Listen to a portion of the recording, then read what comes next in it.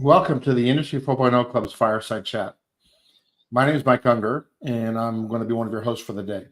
The club's purpose is to engage the power of diverse, worldwide talent to advance the deployment of Industry 4.0. Our club accomplishes this by hosting events like this, broadcasts, talking about Industry 4.0 with interesting individuals, and we also do some live programming as well. As I mentioned, I'm Mike Ungar. I'm the CEO of the Industry 4.0 Club. My background is I've got over 35 years of experience in manufacturing with Michelin in a variety of continuous improvement, operations, finance, and HR roles. Today, we're launching a series of broadcasts entitled Lean Industry 4.0, Operational Excellence Meets Technology. Hosting this series with me is Tim Stuart. Tim is president of Visual Decisions. Tim, would you please introduce yourself as well? Sure. As Mike mentioned, my name is Tim Stuart. I'm president at Visual Decisions. My background is also from manufacturing. I worked at Black & Decker and Cummins Engine coming out of school. I moved over to the software and consulting side of things about 20 plus years ago now. I spent time as a lean manufacturing consultant and then progressed into the data side of things and using data from the shop floor to drive improvements. And along the way, picked up on the fact that leadership is absolutely critical in that process and driving that culture, driving the process improvement, as well as helping drive adoption of the technology itself. So excited to talk about that topic today. Thanks, Tim. So our broadcast today is entitled Culture Eats Strategy for Breakfast, the Importance of Leadership in Industry 4.0 Deployment. Our guest today for this first broadcast in our series is Justin Brennan. Justin describes himself as a people-first leader and coach in strategic planning, operational excellence, and lean transformations. He has over 10 years of work experience in operations, maintenance, and project management, ranging from the shop floor to the C-suite. Justin has consistently delivered performance improvement with a focus on sustainability. He's also experienced in coordinating multidisciplinary teams to drive successful improvements in many areas. He's currently the Vice President of Operations for Medical Products Laboratories, Incorporated. Prior to this role, he worked as the Director of Operational Excellence for Renaissance Lakewood and spent nearly 6 years with McKinsey. Justin is a chemical engineer with a bachelor's degree from Drexel University. So welcome, Justin. We're glad that you could join us. Thanks, Mike. Happy to be here, and thanks, Tim, as well. So, Tim, I know you started already too, but can you do a bit more and share a bit more background about why this topic is important, why this topic of leadership really matters?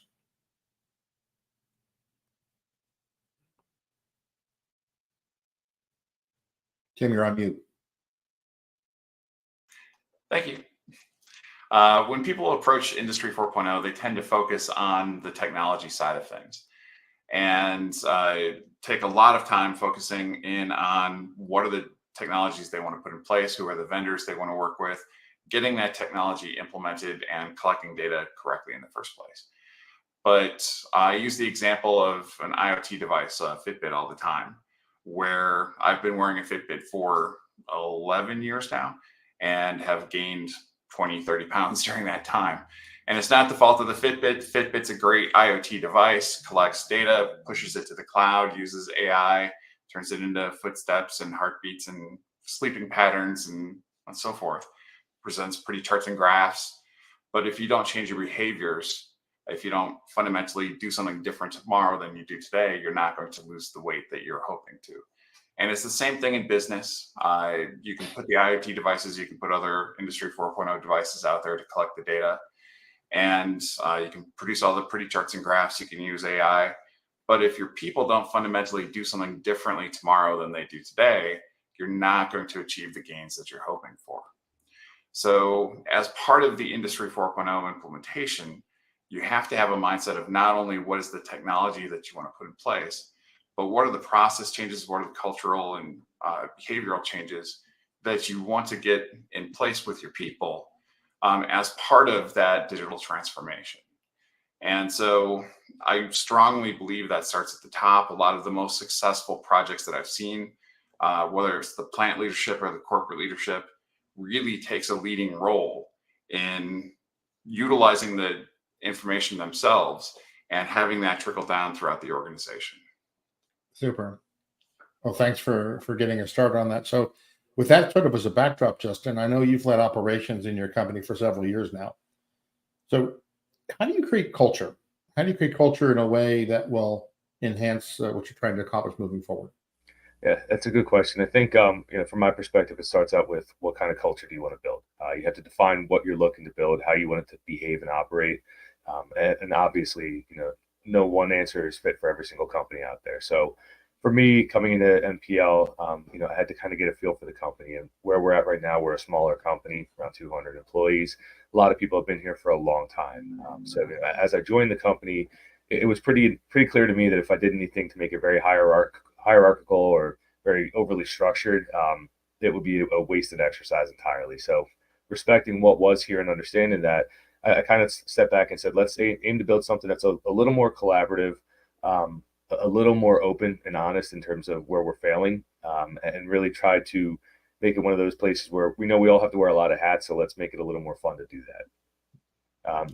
As we look at that, then we kind of have to think about, we have the culture that we defined, right? So if you think about the 4 different main kind of cultures you see in some of these different structures, we kind of wanted to become a clan. And in that sense, a lot of apprenticeship, a lot of close collaboration, open door policy. I think one of the first things I did was, my office has windows and a blind to the hallway.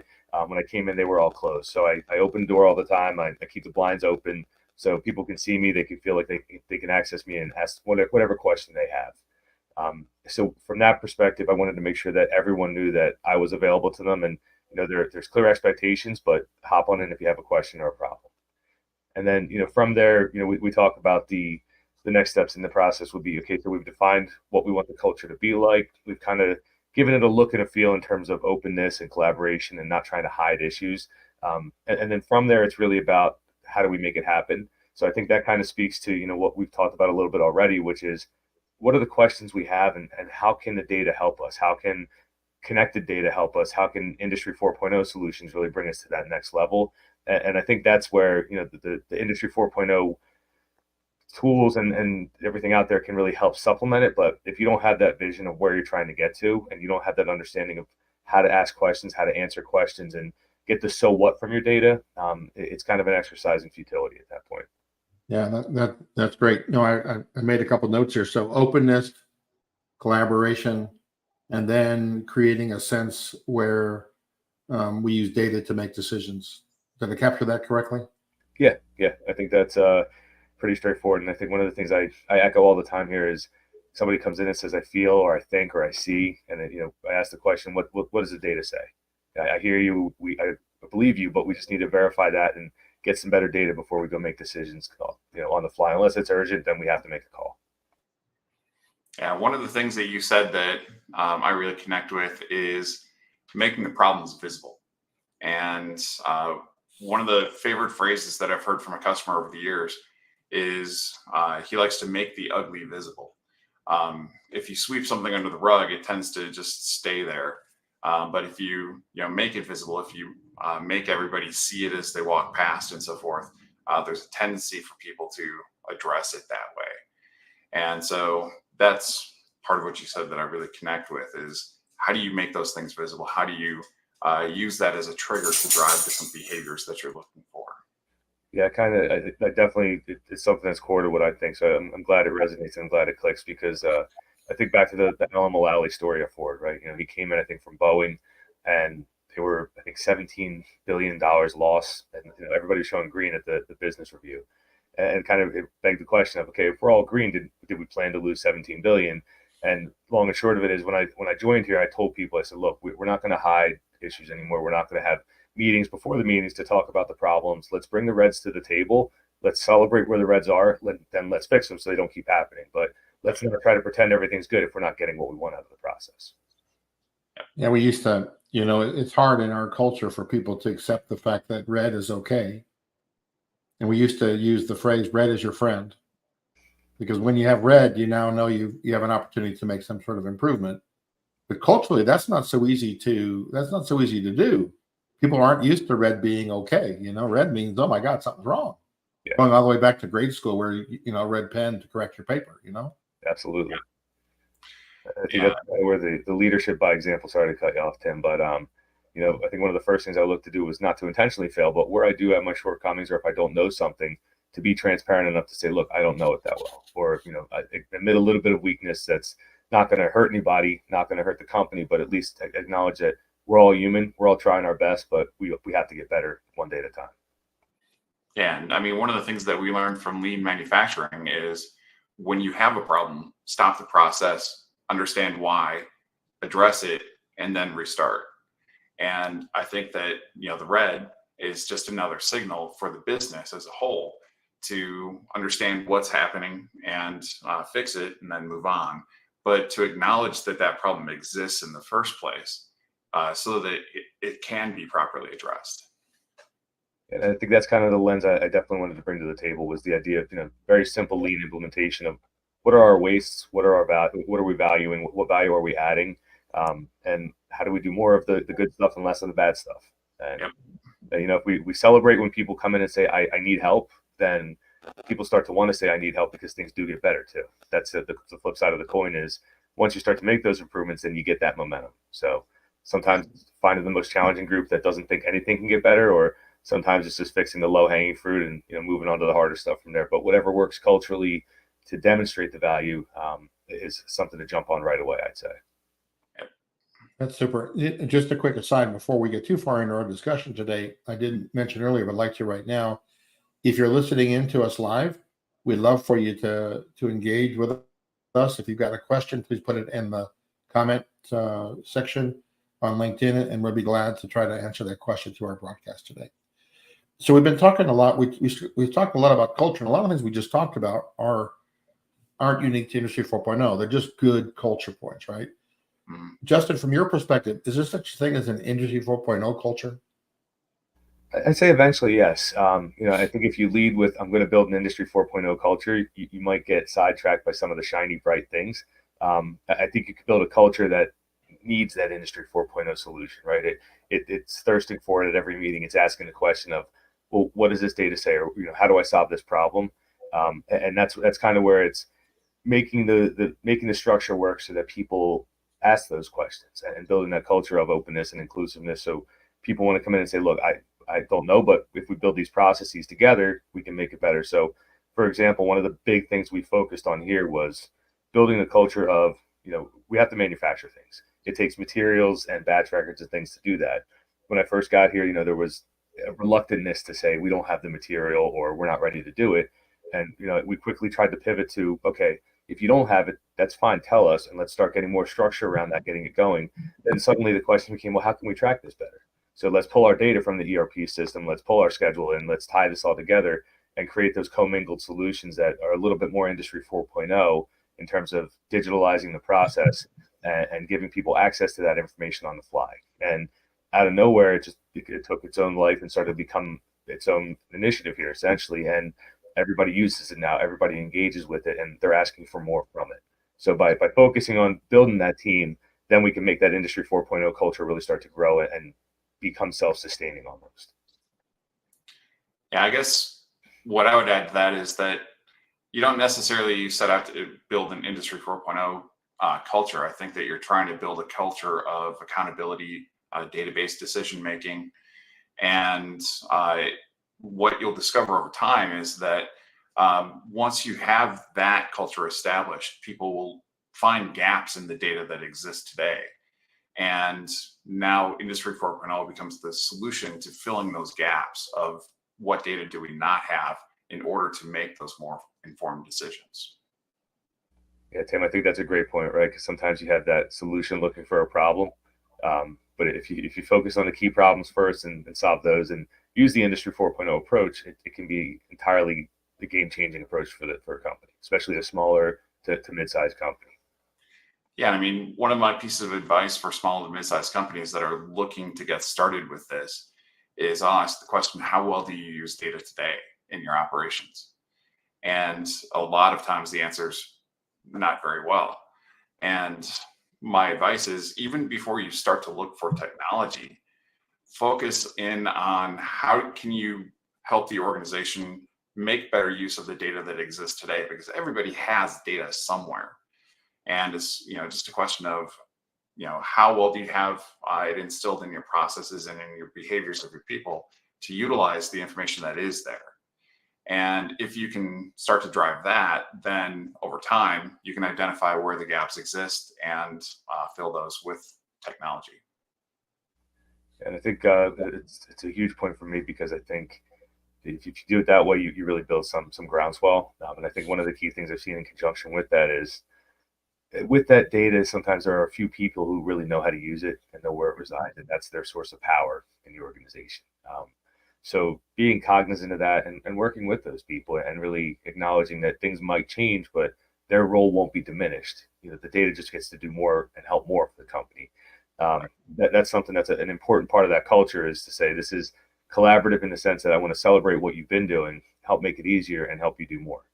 But not to make it so that I'm going to take it, or Industry 4.0 is now the solution and you were the problem the whole time. Yeah. Well, what I like about what we're talking about, when I think about this issue of collaboration and making decisions with data, you mentioned those in the past. A few might be the ones that have the data and don't share, but when you get into a collaborative environment, several things happen. One is, everybody has the same visibility of everything. But secondly, normally we have early adopters and late adopters, right? And those folks in the middle. If we're really collaborative, the early adopters help bring along the other folks, and no one feels left behind, because it can be a little bit intimidating, especially because people aren't used to new tools and new ways of doing things. Have you seen that kind of thing happening in your environment, Justin? Yeah, absolutely. I mean, I think to be very candid, one of the things I had to focus on when I first got here was who has influence, right? You talk about the formal structure, but then you also talk about that McKinsey social network analysis to understand who talks to whom and who has how many friends here at work. It sounds dumb, but sometimes it really does make sense to help the person who has the most friends, even if their problem might not be the biggest, because in overall value, you suddenly now have a champion. You have someone who can tell the story of what's been done and how the improved analytics, the improved data connectivity has really helped their work, helped their day-to-day, and made their life easier. So it's kind of sometimes finding that person to address head on, that can be the champion, but might be the most reluctant, and go from there. That's great. When I think about Industry 4.0, you've been at, I'm sorry, I lose track, but you've been at your current role for 6 years now. Am I right? It's about 2 years here and 3 to 4 years. Yeah, 2 years. I'm sorry. Yeah, So even in 2 years, things have changed a lot. How has Industry 4.0 changed how you lead today versus maybe even in your previous role 8 years ago? How's it impacted your leadership style and your leadership practices? So I think it kind of, in a weird way, it goes back to, I think, something Tim said, which is, the data is there, right? So if you operate on the assumption that the data is there and you understand that there are problems, the question kind of becomes this fun thought exercise of, how do I get the data to solve the problems with the right people in the room? So from my perspective, it's sort of figuring out, okay, if we look at the end goal of satisfying the customer's needs, which is getting the product out the door, high quality and full, where are we missing on that? And you prioritize from that perspective. And then you take that Industry 4.0 mindset and say, what connected pieces aren't working together? So if I look at it, is the purchasing group talking to the manufacturing group or to QC? Does QC know when material is coming to release it? Or is there a lack of visibility on the floor as to what's coming next, and we're not doing our changeovers on time? But from that perspective, I can take that mindset of the Industry 4.0 solution set and really start to see, how can I get these things more connected so the data flows and it pushes to people, rather than having to have them seek it out or ask questions or get a personal interpretation of it from someone. So to answer your question more directly, the Industry 4.0 helps me be more targeted as a leader. It helps me be more precise in my solution sets and not just try to kind of have a solution looking for a problem, but really start with the problem itself. And what have you seen in the companies that you work with relative to leadership practices and how Industry 4.0 has influenced them? I think, sorry. No, Tim, I'm sorry, just go ahead. It's okay. I've seen leadership be absolutely critical. The projects where I've seen the most success have had very heavy leadership participation in there. One example that I use frequently is with a cosmetics manufacturer, And once they had a sufficient amount of data coming from the shop floor, he organized the entire leadership team into groups that worked with each of the different lines in the plant, and just did basically a 10-week improvement blitz where we went through and every single line had the responsibility of working with people in maintenance, people in management, whatever the team needed to be, to look at what were the 3 biggest problems for the previous time period, and how can we start to address what those biggest sources of downtime, biggest quality issues, whatever it might be, and just do that again and again. And what that did is built that habit within the organization of looking at the data. It built the habit of collaborating more tightly with one another, let people get to know each other in that problem solving kind of a role, and really involved all the people from the shop floor in that process as well. So you had full participation and kind of ownership throughout the organization from top to bottom of how to get going and moving forward with this. And it really built a lot of kind of muscle memory within the organization around using data to drive the improvements. It's interesting. I've left Michelin a couple of years ago, but when we got started on Industry 4.0 on our journey to more intentionally use this technology to drive progress, the company really relied on a bottom-up approach in some ways. So the idea was to start and create a bunch of use cases, not force anybody to accept it, but create a bunch of use cases, standard use cases, because it's a very large company, that people could then choose to implement. And then to try to create the environment where we gave individuals the opportunity to go to their biggest pain point, their biggest problem, and then pull the solutions they needed rather than do everything, because not everything else had the same impact. And I think that was really an important thing for to create a groundswell. The upside to that is it got a lot more involvement on the bottom up. The downside, of course, is maybe we didn't, in some plants, move as fast as we could have in others, because there wasn't the same sort of challenge from leadership to go. Justin, in your environment, how do you balance that? Because you want that lower level involvement, but you also need to make progress, right? And we know this technology can be really, really value add. How have you seen that? How have you dealt with that balance of top down, bottom up? Yeah, I think where I'm at now, it's a little more direct. We have a culture where we can sit down in the room, say we have a problem, and pretty quickly pivot and say, look, I think there's a solution that works if we do X, Y, and Z, put them together, something like that. Would you mind trying that? So when we do that, we get a pretty good success rate. I think it's the speed with which we can execute, and the size of the team makes it easier. Where I was before, I think it was a little more of the groundswell approach, and there was a little bit of reluctance at the top level just because it felt like it was, Justin's playing in Excel or Justin's doing data nerd stuff, and whatever you want to do, but just don't hold other people back.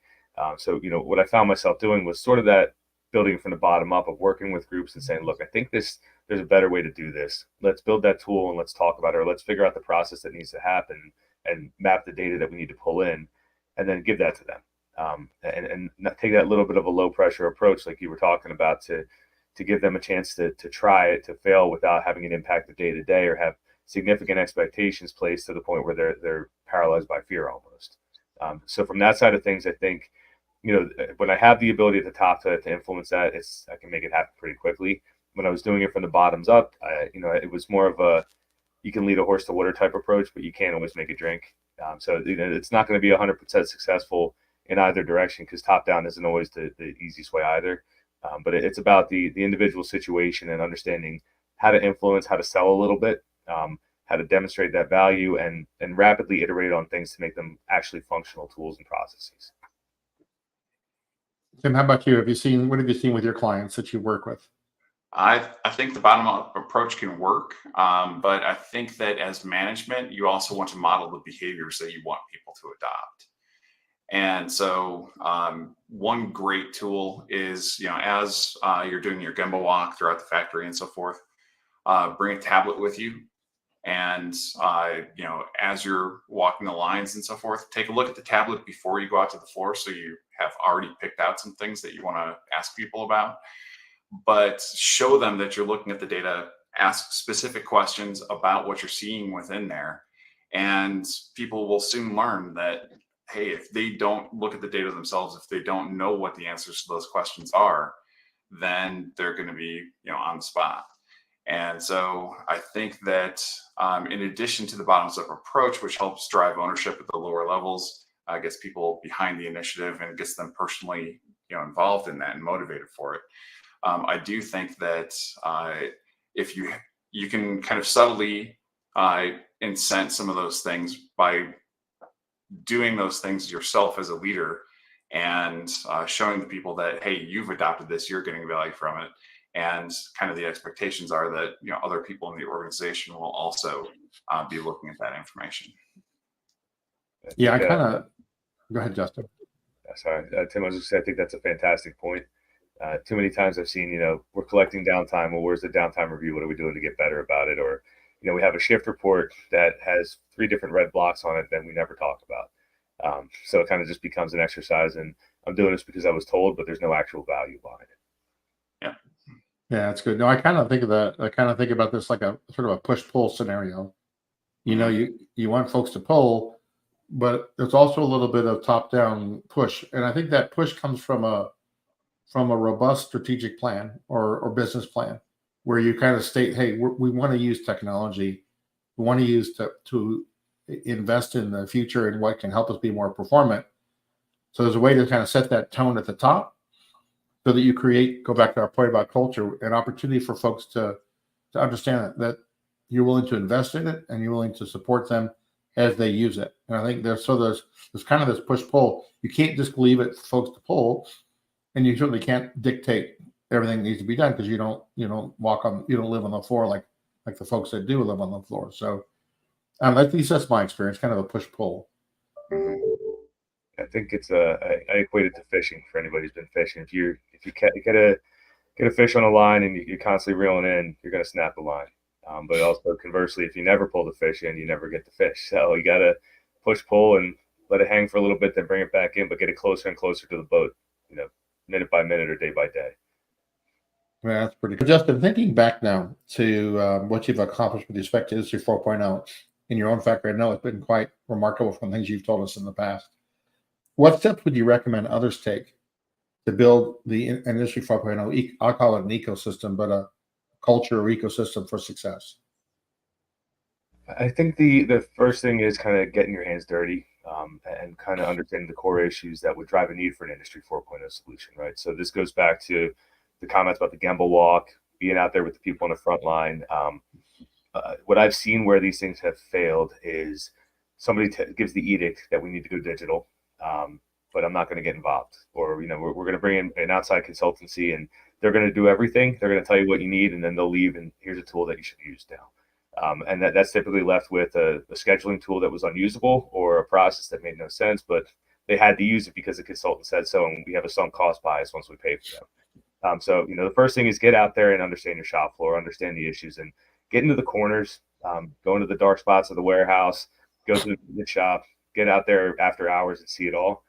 And then from there, it's kind of that whole lean diagnostic, right? You don't have to go digital right off the bat. You can go out there and just look for the wastes and identify the value stream areas. From there, I think it's about understanding where would integrated data sets help you. Once you've categorized and prioritized the problems, I think it's really about, okay, would a tool help here, or is that overblown? Or can I tie this data together in such a way that's useful? Or if I restructure it, does it provide that insight that I didn't have before? So, if you think about the shift report, that's a great example for me, where coming in here, we had a shift report. It wasn't being archived in the sense that we had any useful historical data. So we rapidly started doing that. And now we have almost 2 years worth of production data where I can go back, I can get, I can almost make control charts from it and basically say daily if we're, doing really well, if we're average, or if we're below average. So that's kind of the way I would go about it, is to understand where your issues are by getting out on the floor and learning, taking that top-down approach from there, making sure that maps appropriately, and then not trying to make everything digital all at once, but understanding where to tactfully deploy that and make it a smart use. Tim, that sounds a lot like the approach we take for lean as well. Yeah, absolutely. I think there are a lot of similarities because, again, what you're really ultimately trying to do is to change the behaviors of your people, change the process itself, so become more efficient and remove the waste and so forth. The technology is a means to an end to identify that waste and to identify the causes for that waste. But it's still process and behavioral change to actually change the way that things are done out there. And so I think there's a lot of similarities to implementing lean processes and implementing digital lean or digital transformation processes. Yeah, it's absolutely true. The same principles apply, and ultimately, this is what we're trying to talk about here: is how lean and Industry 4.0 come together to really create. I would call it lean Industry 4.0 or digital lean, so that ultimately it's about getting results through these different tools. And I think it's the way you develop the culture we've been talking about that is pretty similar. Is similar whether you're talking about lean or Industry 4.0. Yeah, I mean, a lot of lean practices are data based. Whether you're talking SBC or most anything else in lean, you want it to be based on data. Traditional lean does a lot with whiteboards and tick sheets and so forth, and this is really just automating that data collection process and also getting it a lot more granular and a lot more detail. But ultimately, a lot of those same things are going to be in play. You just have more to do it with. I think that's kind of where that Hoshin-Conry approach can play as well, where you don't have to go to the full massive exercise, but if you can do a light deployment of that kind of strategy deployment, translating that to goals and translating that to KPIs and things like that, that also helps me personally figure out where we have data gaps or where we have analysis gaps that we can fill in with Industry 4.0 tools. Yeah.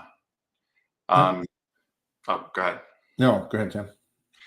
Rewinding a little bit in terms of some of the levers that you have to kind of drive the behavioral change and so forth. A great place for me that I've seen work is stand-up meetings at the beginning of the shift. How do you run those? Are you actually utilizing data as a leader within those stand-up meetings? And are you talking about the problems from the previous shift, from the previous day, previous week, whatever it is, based on the data itself that you're collecting from whatever system you have in place? And I think that's another good lever that you can utilize because it is a broad-based communication and does get a lot of different people involved. Yeah, that's great. So we've been talking now for the last 35 minutes or so about the importance of culture in terms of helping us to lead our Industry 4.0 deployment. And we've had some great conversations and Justin, you shared some good examples as well as Tim, things around how important it is to be open and genuine and collaborative and really how to use data to make decisions. As we kind of wrap up our conversation today, maybe we'll start with Tim and then go to Justin. What are your last thoughts on this that you might share with our audience that as a conclusion to our conversation? Go ahead, Justin. Okay. I think from my perspective, just thinking back to the premise of culture eats strategy for breakfast, I think you really do have to start with making a functional culture that works. And from my perspective, it does go back to, Tim, like you talked about, the lean mindset, right? Mm-hmm. So you don't have to get too far away or reinvent the wheel here.